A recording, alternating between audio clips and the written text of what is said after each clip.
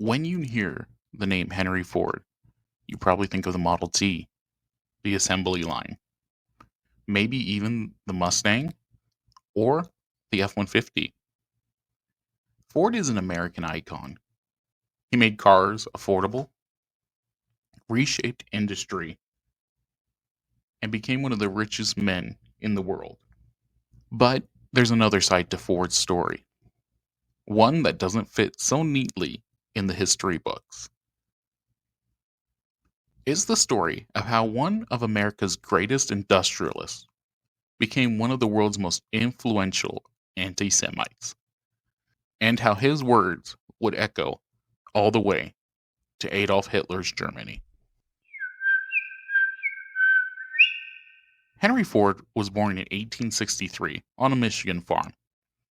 He worked his way into engineering, founded the Ford Motor Company in 1903, and by 1908, the Model T had hit the road. 10 years later, half of all cars in America were Model Ts. Ford wasn't just a businessman anymore. He was a celebrity, a man whose word carried weight. And that's when he started using that weight to push something much darker.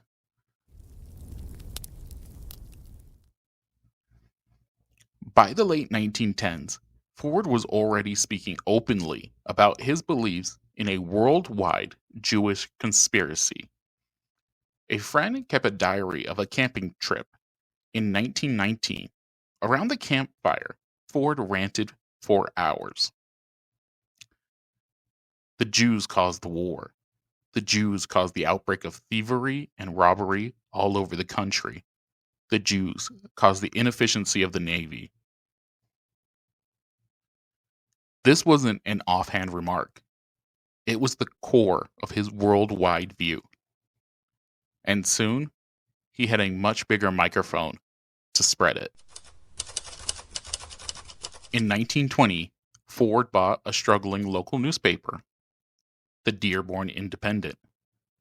Under his control, it became a megaphone for his anti-Semitism.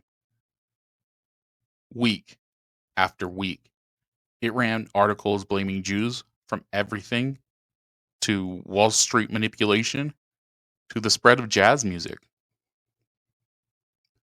The paper's most infamous series, The International Jew, the world's foremost problem, ran for 91 installments. It was translated into multiple languages and distributed worldwide. And much of it relied on the Protocol of the Learned Elders of Zion, a Russian forgery claiming to reveal a Jewish plan for world domination. Even though it had been debunked, Ford pushed it as truth.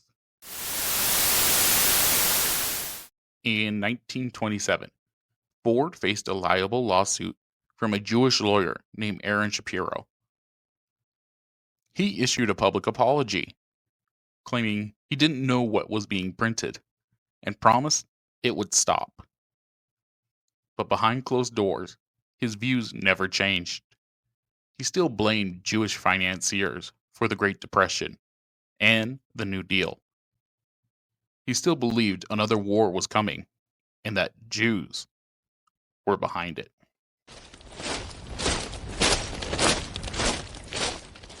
Ford's writings crossed the Atlantic. In Germany, a rising political figure named Adolf Hitler was reading The International Jew. In Mein Kampf, Hitler praised Ford by name as the only American who was a single great man, resisting Jewish influence. Nazi officials displayed Ford's portrait. Nazi propaganda cited his newspaper articles as proof. And in 1938, 1 year before World War II broke out, the Nazi regime awarded Henry Ford the Grand Cross of the German Eagle, the highest honor they could give to a foreign citizen.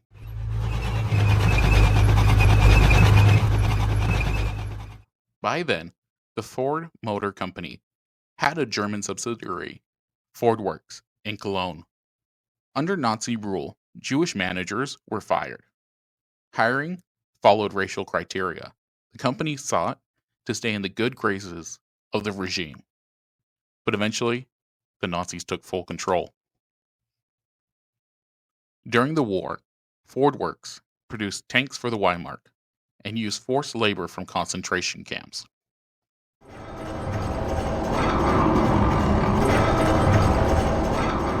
Henry Ford never co-signed a car ad with Adolf Hitler. He never stood on a Nazi stage, but his anti-Semitic ideas, printed in hundreds of thousands of copies, gave legitimacy to Nazi propaganda. And the admiration, it went both ways.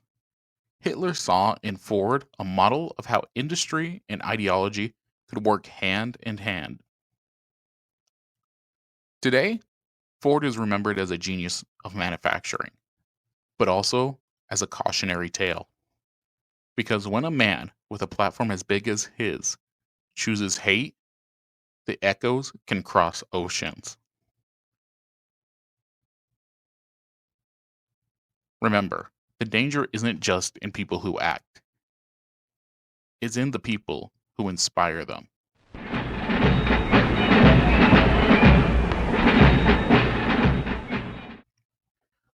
We explored how Henry Ford's anti-Semitic worldview and how his paper, The Dearborn Independent, turned the prejudice into print. But the story doesn't end in America, because those articles, compiled into 4 volumes called The International Jew, didn't just circulate in Detroit. They crossed oceans. And in Germany, they became part of the propaganda playbook of the most destructive regime of the 20th century.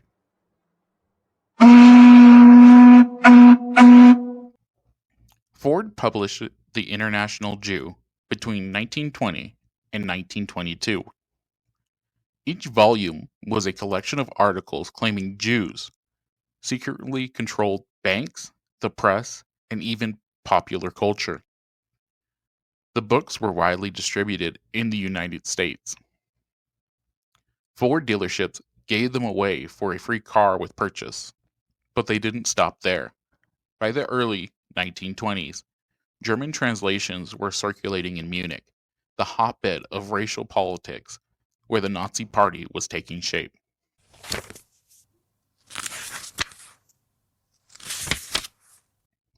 The timing couldn't have been worse. Germany was reeling from the defeat of World War I. They were drowning in debt, humiliated by the Treaty of Versailles. People were desperate for someone to blame. When Ford's writings landed in Germany, they hit like a match in a dry forest. Nazi newspapers quoted the International Jew as if it were evidence. Pamphlets recycled its claims word for word. Adolf Hitler himself devoured the volumes. In Mein Kampf, published in 1925, he praised Ford directly, calling him a great man who stood up against Jewish influence. And inside the Nazi Party offices, portraits of Henry Ford hung alongside images of German leaders.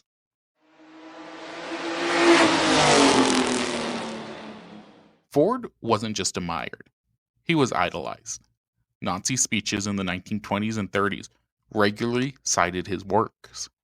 The Nazi Party official newspaper recommended the International Jew to its readers. Heinrich Himmler's SS library stocked copies. German school curriculum used excerpts from the literature about the Jewish question. For many Nazis, Ford proved that their hatred wasn't just a fringe idea in Germany. It was shared by one of the richest and most famous men in America. In July 1938, Henry Ford's influence came full circle. On his 75th birthday, a German delegation arrived in Michigan to present him with the Grand Cross of the German Eagle, the Nazi Germany's highest honor for a foreign citizen. The medal was pinned on his chest by the German consul in Detroit, with swastikas gleaming on the ribbons. Photographs of the event appeared in newspapers worldwide. It was a clear signal. To Hitler's regime, Ford wasn't just an industrial genius, he was a comrade in ideology.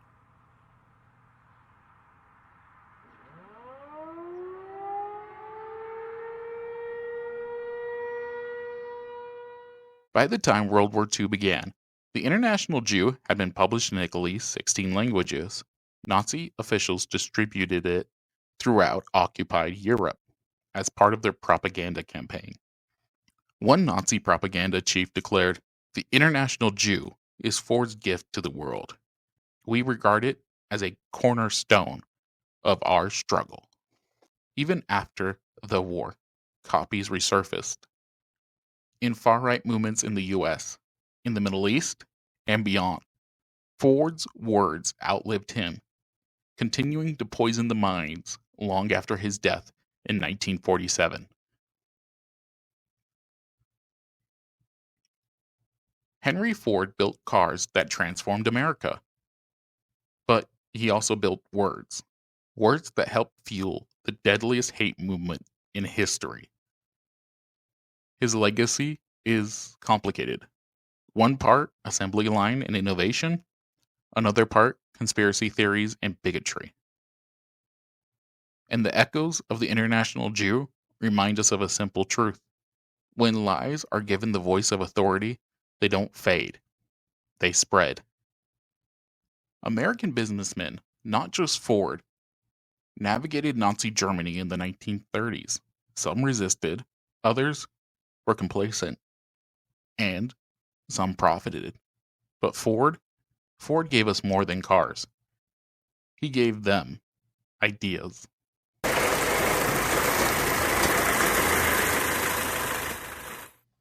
We've talked about Ford's anti-Semitic writings and how the International Jew found a home inside Hitler's propaganda machine. But Ford's influence on Nazi Germany wasn't just ideological, it was also industrial. Because in Cologne, Germany, Ford's nameplate was stamped onto trucks and engines that helped fuel the Third Reich. This is the story of Ford work.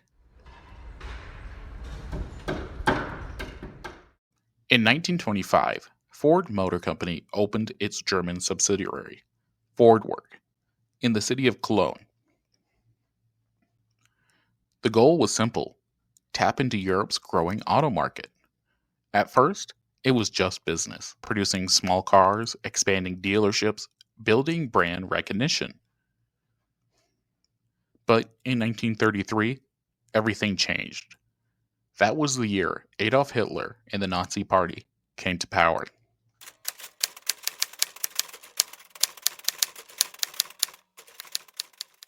Like every foreign company in Germany, Ford faced pressure to comply with Nazi policies.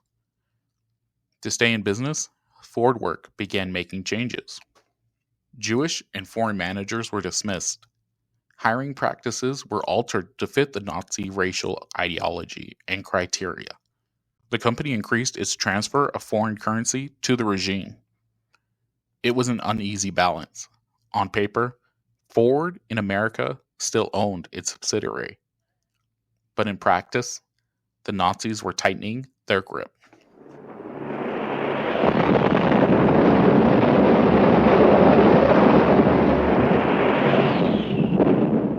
By the late 1930s, Ford Work was producing trucks, the backbone of the Weimar logistics. Unlike tanks or planes, which took years to build, trucks could be churned out quickly. And Ford's German assembly line were good at just that. By 1939, when Germany invaded Poland, Ford German plants were fully integrated into the Nazi war economy. During the war, Ford Work made thousands of military vehicles. The company reports later admit that, at one point, nearly half of its workforce was forced labor, prisoners of war, civilians taken from occupied countries, and often they were worked under brutal conditions.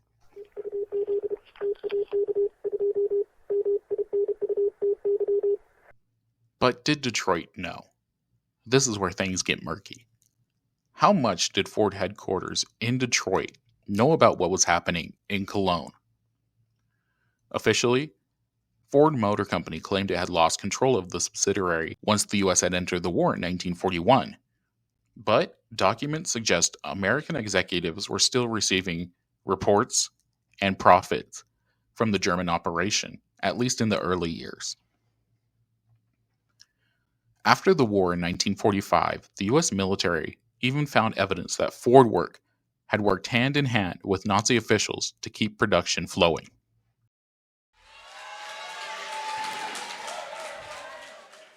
After Germany's defeat, questions arose. Should Ford be punished for aiding the Nazi war machine? Some US officials argued that Ford had essentially collaborated with the enemy.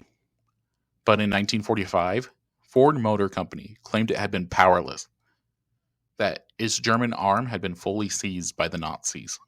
In a twist of irony, Ford later filed claims of damages to its Cologne facility from Allied bombing and was actually compensated. It wasn't until late 1990s, early 2000s, when survivors of forced labor demanded reparations, that Ford's role at Ford Works came under renewed scrutiny. In 2000, Ford joined a German industrial fund that paid compensation to former forced laborers. So where does that leave us? On one hand, Ford Works was just one part of Germany's vast wartime industry. And it's true that Nazis often controlled operations by force.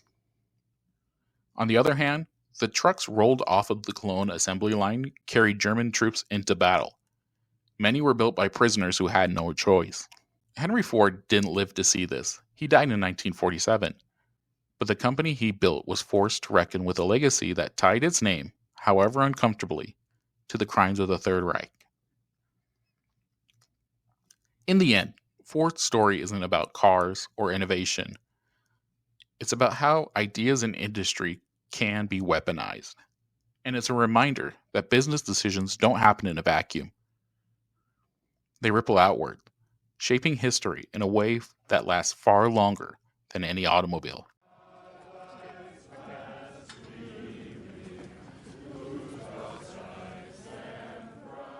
Henry Ford's name traveled across the Atlantic, inspiring Adolf Hitler and feeding Nazi propaganda. But his anti-Semitic crusade also had a powerful effect much closer to home. Because in the United States, during the 1920s and the 1930s, Ford's words would become ammunition for homegrown hate. This is a story of how Henry Ford, one of America's greatest industrialists, also became a hero to the world's darkest movements. Between 1920 and 1927, Ford's newspaper, the Dearborn Independent, churned out anti-Jewish conspiracy theories. It wasn't just some obscure pamphlet. At its peak, the paper circulated over 700,000 copies, making it one of the most widely read newspapers in America at the time. But those essays were eventually compiled into 4 volumes that we've already talked about, The International Jew. And while libraries and universities criticized it, hate groups embraced it. In the 1920s, the Ku Klux Klan surged back to power, not just in the South, but nationwide. To the Klan, Ford was a folk hero. Here was a self-made American billionaire who confirmed what they already believed, that Jews controlled banks, the media, and international politics. Klan leaders urged members to read The International Jew and distribute it alongside their own propaganda.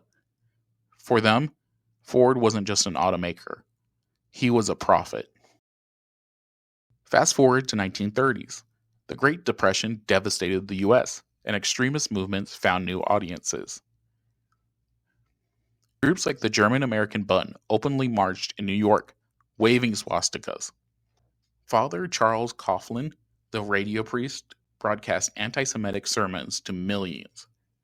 And the American First Committee, which argued against the U.S. entry into World War II, became a platform for isolationists and fascist sympathizers alike. In speeches, some American First voices cited Ford as proof that Jewish bankers and foreign interests were dragging America into another war. Even though Ford himself tried to step back from politics after the lawsuit and backlash in the late 1920s, his earlier words lived on, recycled by those eager to find an American face for their prejudice. Henry Ford never formally endorsed Father Coughlin, but the two men shared Detroit as a base. They shared an obsession with blaming Jews for society's ills. Coughlin distributed the Protocol of Elders of Zion, the same fake text that Ford had circulated a decade earlier. The overlap between the Ford's newspaper writings and Coughlin's broadcast was too close to ignore. Together, they helped keep anti-Semitism alive in mainstream America discourse well into the 1930s.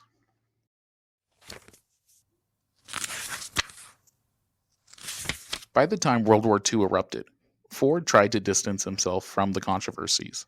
He issued a public apology in 1927 after being sued for libel, claiming he had not personally written the Dearborn Independent articles.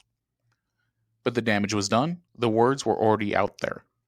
In American homes, in Nazi libraries, in the speeches of demagogues across the country. And for decades afterward, the International Jew remained one of the most widely circulated anti-Semitic texts in the world. Henry Ford built cars that symbolized freedom, mobility, and the American dream. But he also built an intellectual foundation for hate, one that inspired Nazis abroad and emboldened extremists at home. It's a paradox that can't be neatly untangled. Because while Ford's assembly line transformed industry, his words and ideas gave legitimacy to some of the darkest currents in both America and world history.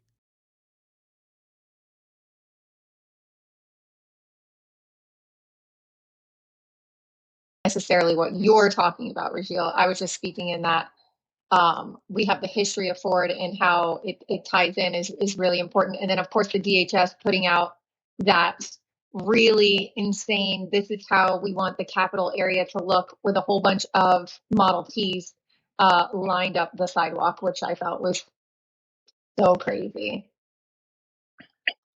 Yeah. And the more I was looking into it, the more I was like, oh, like he's not a great person in general, but he spread a lot of like anti-Semitic stuff. Mm-hmm. Mm-hmm. And like every time people would buy a car, he would give them his like newspaper, or he's like it was like the Dearborn Independent newspaper that he bought, and it was just full of like anti-Semitic stuff, which was crazy. So, Tabitha, I think what he's doing, by the way, is we're just talking and he's going to clip our audios and add it in to the show. Am I understanding that correctly, Regil? Yeah. Okay. So we're just kind of like chit-chatting. Is that kind of what we're doing? Yeah. Okay, perfect. Perfect. I wish I had listened more to the audio you sent. I'm sorry I wasn't able to, but if you can give us like a little just rundown of that. Yeah. So I talked about in there about how when he first started, he became all this big industrialist in the US and made a ton of money and became influential. And then he went and bought the Dearborn Independent newspaper, and he published a bunch of anti-Semitic stuff against Jewish people, but also other minorities. And he published a story called The Learned Elders of Zion, which is a Russian anti-Semitic document about how they were going to be controlling everything underground, basically what Marjorie Taylor Greene believes in. Yep. But it was debunked, but he kept reporting it and reporting on it and reporting on it. And he did a bunch of volumes of it. And then it got sent over to Germany in the 1930s. And it was just spread like wildfire. And it was mentioned in Mein Kampf and all this different propaganda there.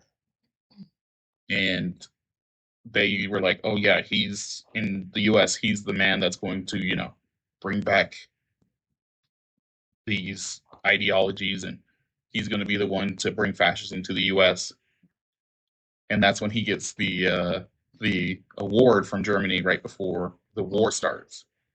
But then the war starts, and the government in Germany at the time is like, "Hey, we don't want foreign influences on our industry," so they kind of take over Ford in Germany. But it's not really sure how much they had control of the people. I mean, the company of Ford in Germany, because they were still getting the executives in the U.S. were still getting paid, and they were still getting reports, even though concentration camps were sending people to go work at Ford in Germany, and they were building trucks for the Weimar. That's crazy. Yeah, and it didn't Hitler refer to him as the only America with instinct for the true state of affairs, I think was the quote. You can correct me if I'm wrong on that. Yeah, Yeah, that's absolutely insane. I mean, just the spread of misinformation, the fact that he promoted the protocol for elders, wild to me. And that's like a Russian text. And I'm sure you know that, Raziel. So it's like a fraudulent Russian text that like revealed the Jewish plot for like dominating. And that's kind of where people are like, oh, Jewish people run the banks and the financial institutions. It kind of all stems from that false text from back then. yeah, Heavily promoted that. yeah. It was in the newspaper that he owned. But even after World War II, all that text, the protocol, the learned elders of Zions that was debunked in Russia, ended up in his newspaper, which ended up in the Triple K or anti-Semitic groups in the U.S. and they still use it, Right. Mm-hmm. and it's still a big thing. And he's become like a folklore legend in that group in the U.S. right now. Yeah, I mean, just the fact that, and par for the course, it's all been debunked. It kind of reminds me of modern day Fox Entertainment Network, where it's all debunked, and they, clearly said that Fox Entertainment said no rational person would believe what we say is fact, right? And people still do. They see it as Bible, right? Like that is their truth. It's the same concept with it was the Dearborn Independent, I believe, was the paper that he pushed out. Yeah. Or that it was his that he owned. Yeah. It's the correlation, not just, and I think I brought this up to you previously, Rajiel, how Ford gave Hitler a car, just in the same fashion that Elon gave Trump a car on the White House lot. It was this big thing. The similarities are so jarring.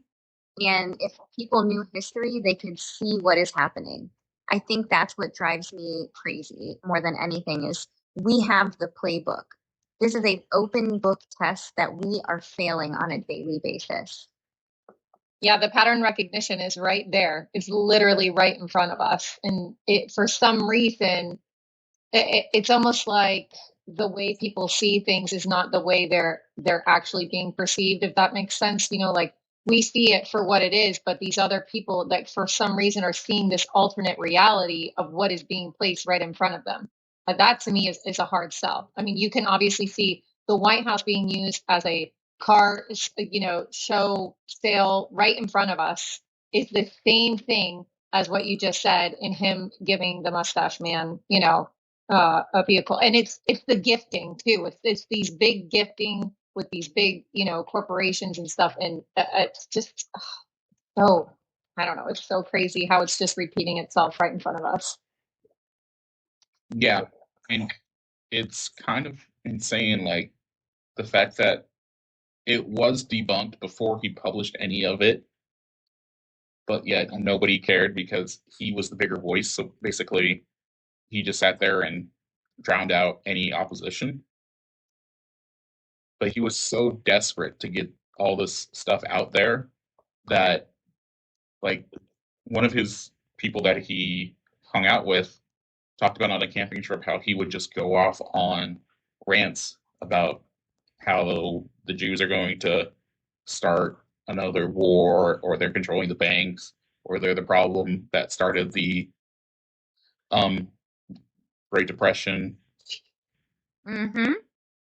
but no one bothered to like call him on it, I guess. And Right.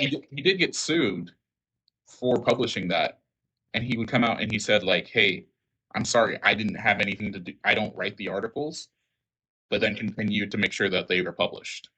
Sounds so familiar.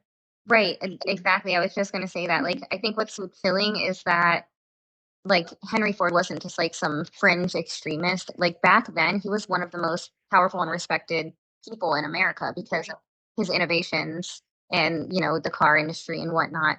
And when someone with that kind of influence starts to push anti-Semitic conspiracy theories, they become mainstream. And that's exactly what we're seeing Exactly. with Exactly. Trump and some of the most powerful voices that repeat what Trump says.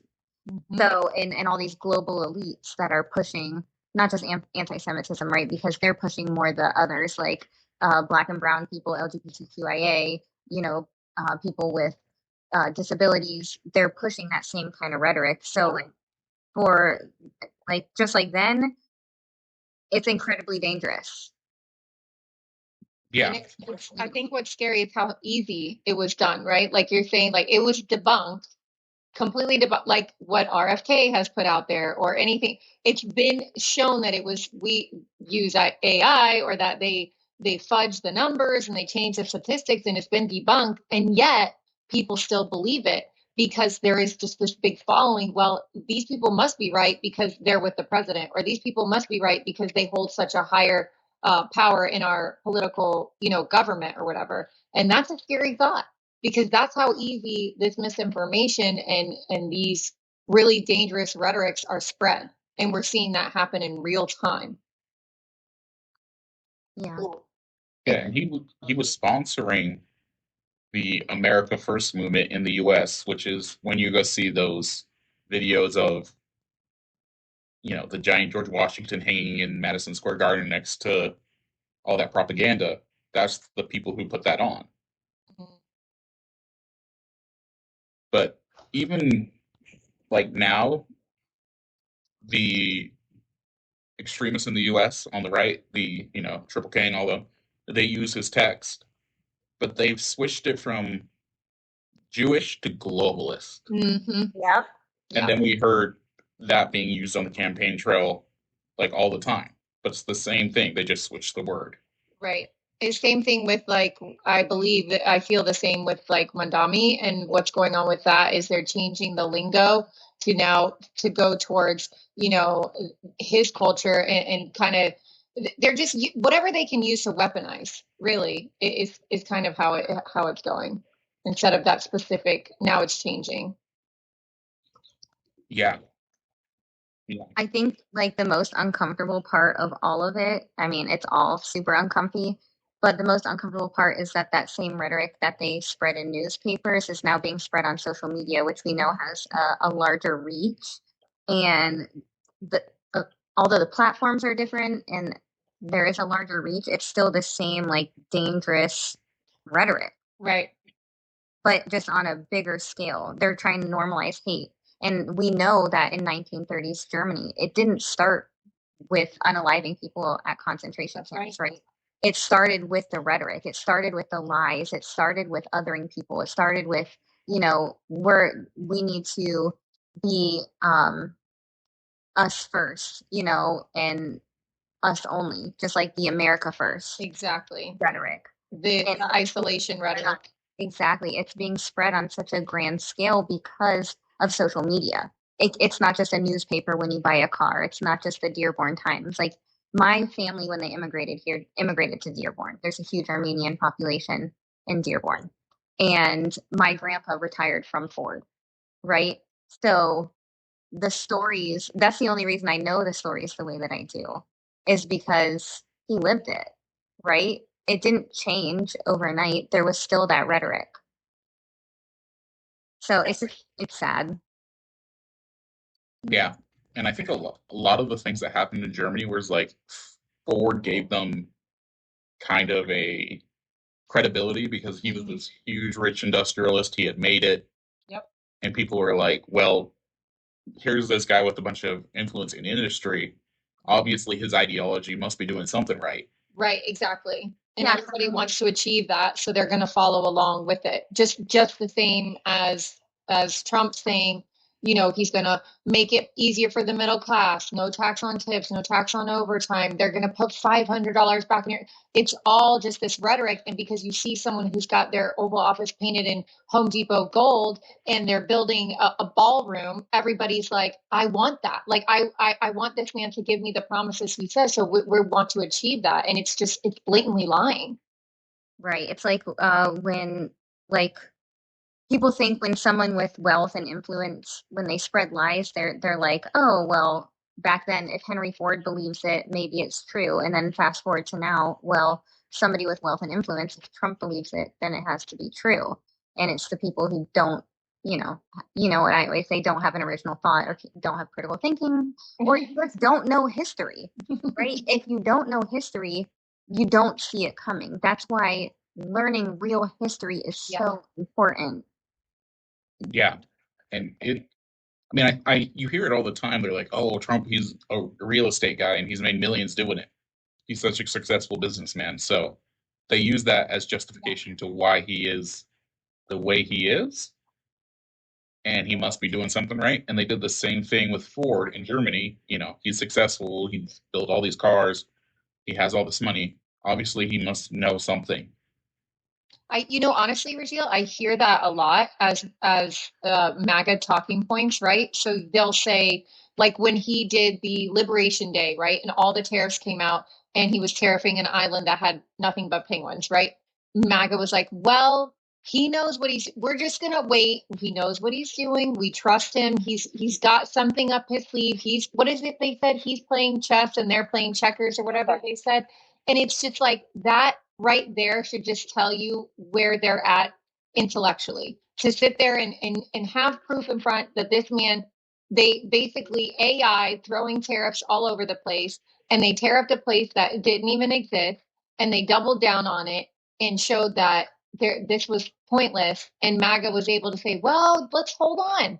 He's got something up his sleeve. Look what he's done with all his businesses. Just like you said, it's exactly the same talking points. It's wild, the similarities. Wild. Yeah.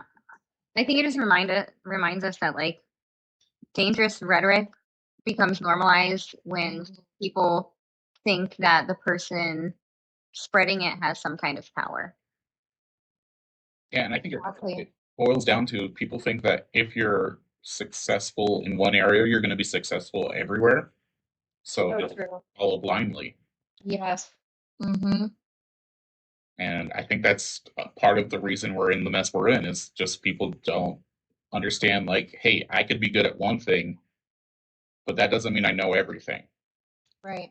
And I think Like, everybody is desperate right now to have somebody tell them what they need to do or what's going to make their life better, right? And so these people, like Tabitha said, without critical thinking, hear something so simplified one time, like no tax on tips, and they think they're going to have thousands of dollars falling into their pockets or something like that. I mean, that's how simplified they hear it instead of actually doing the research and understanding what is actually at play. I find that to be just so disturbing for our country, watching everything happen, while we're trying to talk people into understanding what is actually happening. These people are just sitting by and letting it happen because they don't believe it's happening.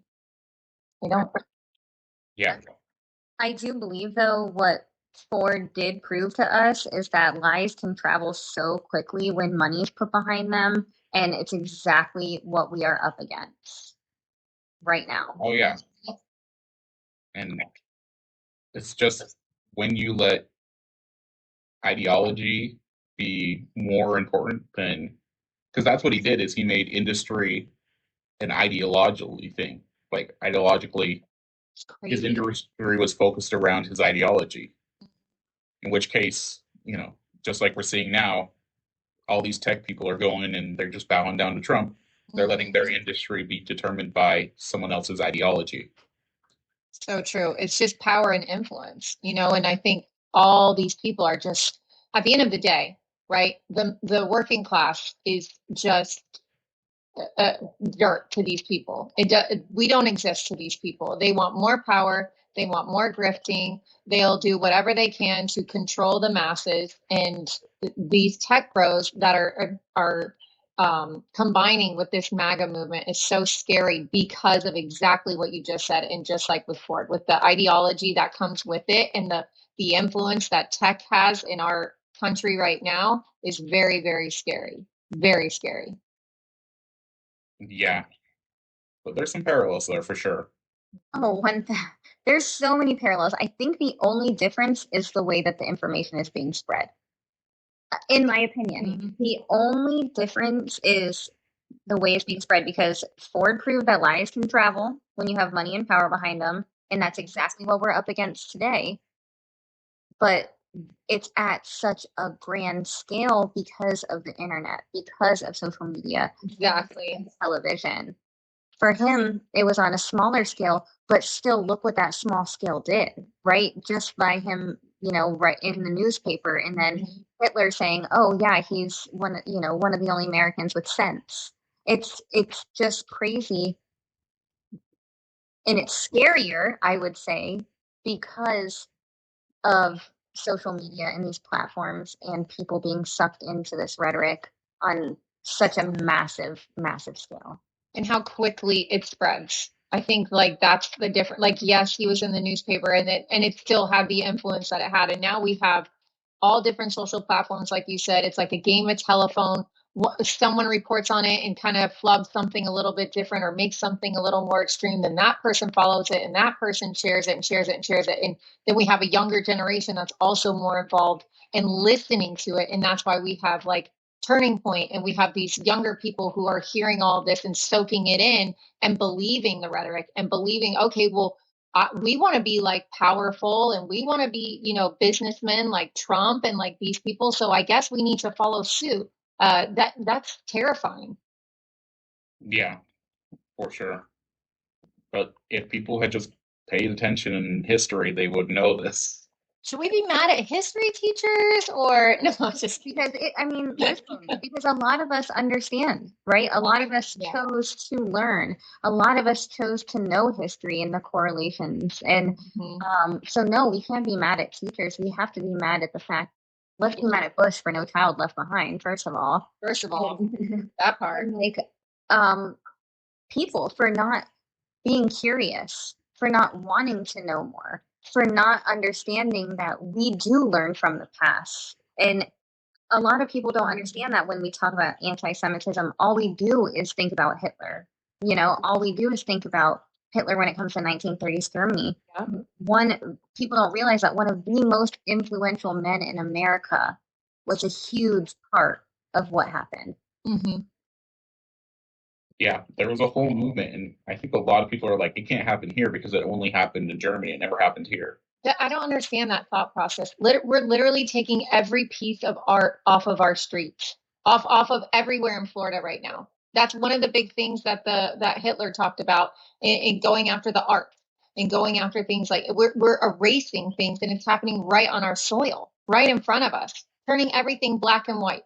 They want things to be around the Model T. They want things to be where women had no say at all, period. And it's happening right in front of us. Dangerous. It is. Any other thoughts? I just, no, I think we think that hate comes from like the fringe, but if anything, if history shows us anything, it usually comes from the very top and the most powerful people who have influence, who help propaganda. And I think we all have to remember that hate is learned. And just like, you see children, and children love up on everybody, right? They're friends with everybody when they start school. And it's a learned behavior. It's the same thing with adults. When they see powerful people, it can change their ideology. Absolutely. I totally agree with that. Yeah, and like I say, like hate is the only reason for hate is it's just a tool for control, and people don't realize that. I also feel like hate a little bit shows a lot of insecurity as well. Oh If yeah. that makes sense. You know what I mean? Like it shows there's a lot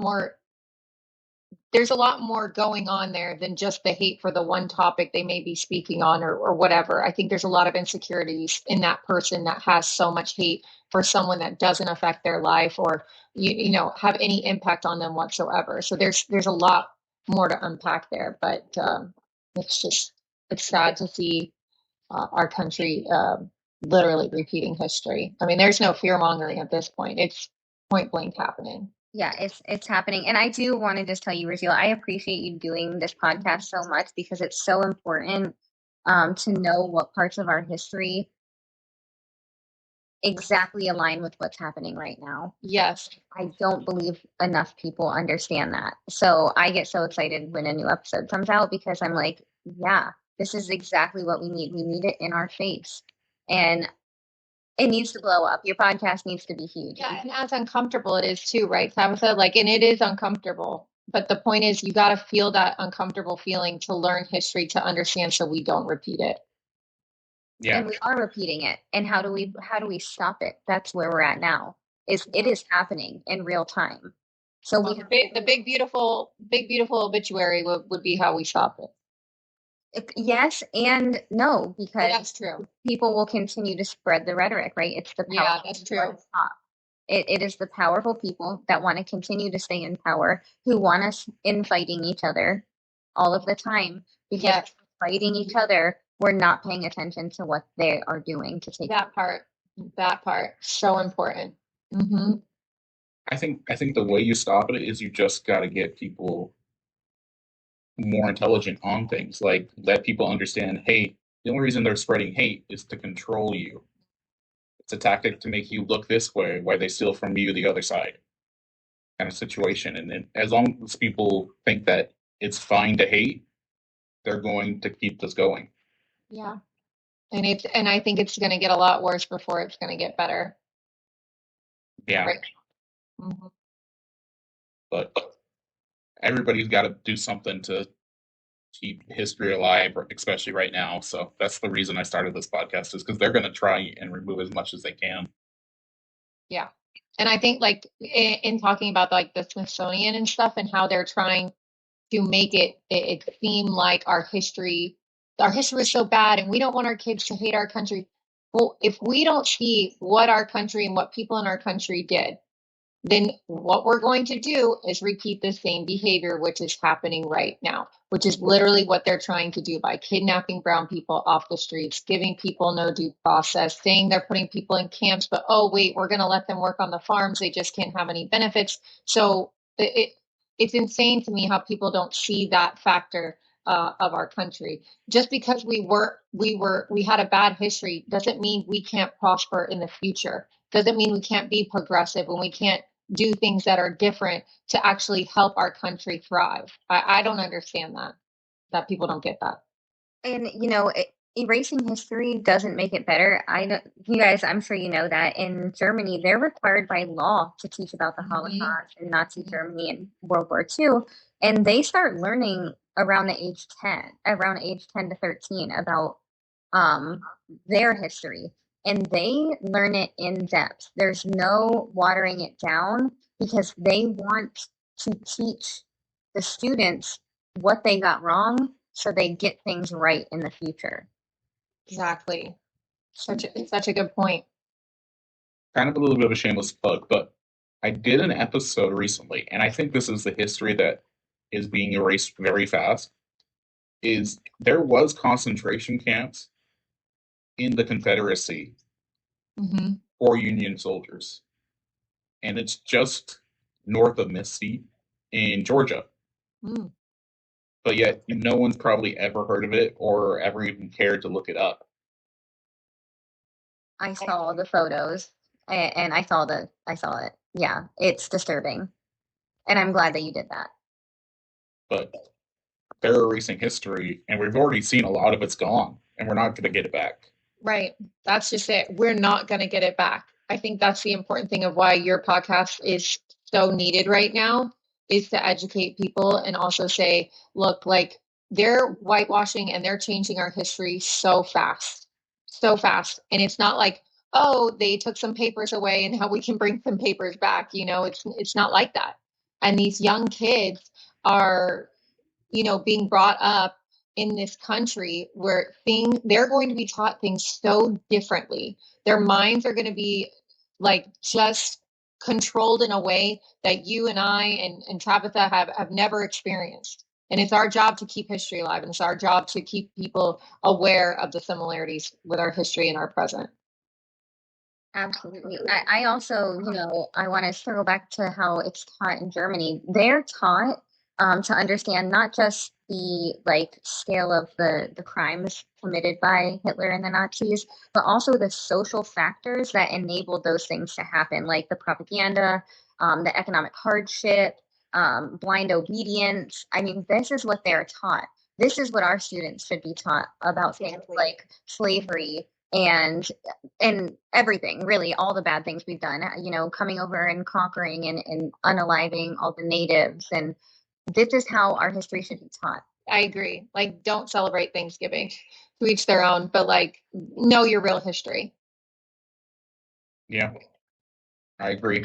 I feel like, what our country is really good at? I feel like, and I say this a lot, is they put this ribbon, like a gift. Like they take something that's so wretched and terrible and dehumanizing, and they just put a bow on it, and they make us think like, okay, this is all right. Now you're desensitized to this, so let's move on to the next thing. You know what I mean? And people don't take a second to even research or look into it to get the factual information on what happened with that. And if they did, they would look at our country a lot differently, I feel. And whether this administration wants to believe it or not, we're never great. We're never going to be great, especially with what's happening right now. And Rachel, I want to know if you could do an episode about the McGraw books that we learned. Do you know the history of the McGraw books? A little bit. So those were the books that we were taught out of when we were in school. Remember, you get it had everything in it, right? Oh, McGraw Hill? McGraw Hill, yes. Oh, yeah. Do a deep dive into McGraw Hill and who the owner was and the publishers and things like that. I would love to look into that. And if you do an episode on that, please bring me back for it. Okay. I don't want to give it away until you look into it. Okay, I'll start working on that one. But thank you guys for coming. Yeah, thank you so much for having us, Regil. And again, we're just so glad that you're doing a podcast like this. I haven't heard anything of anyone comparing what is happening in our country to the history of what has happened before, and it's so important. So thank you for having myself. Yeah, thank you so much. We appreciate you, Rachel. Yeah, and I appreciate that you guys are actually doing something to change it. We're sure trying. One day at a time. Yep, that's all we can do. Okay, thank you guys for coming on. Absolutely. Talk to you later, Rachel. Bye. Bye.